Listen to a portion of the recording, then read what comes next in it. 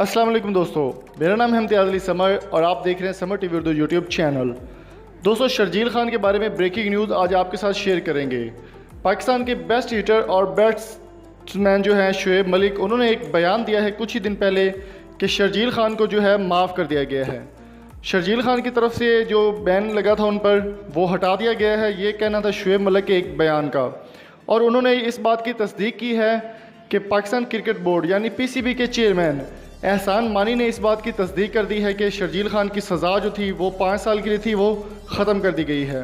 और शुएब मलिक का ये कहना था कि शर्जील खान की सज़ा माफ़ होने के बाद अब वो दोबारा क्रिकेट में बहाली के लिए सरगर्म है।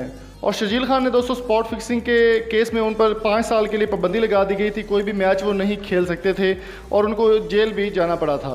तो यहाँ पर ब्रेकिंग न्यूज़ ये शेयर कर रहे हैं आपके साथ कि T10 लीग जो कि दिसंबर में स्टार्ट होने जा रही है, उसमें शर्जील खान शुएब मलिक के साथ ग्राउंड में आपको खेलते हुए नज़र आएंगे।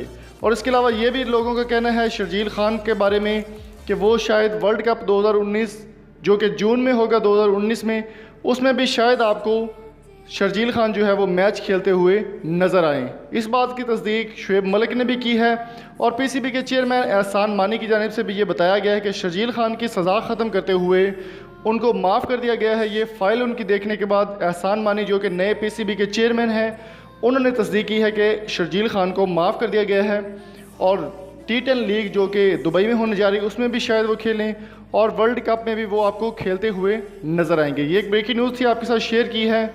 और अगर आपको ये वीडियो पसंद आई है तो चैनल को लाइक्स और सब्सक्राइब ज़रूर कीजिएगा।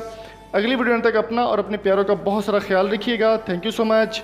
और अगर आपके पास कोई चैनल है यूट्यूब पर तो आप प्रमोशन करना चाहते हैं तो लिंक हमारे नंबर डिस्क्रिप्शन में आपको मिल जाएगा, आप हमसे रब्ता कर सकते हैं। Thank you so much. अल्लाह हाफिज़।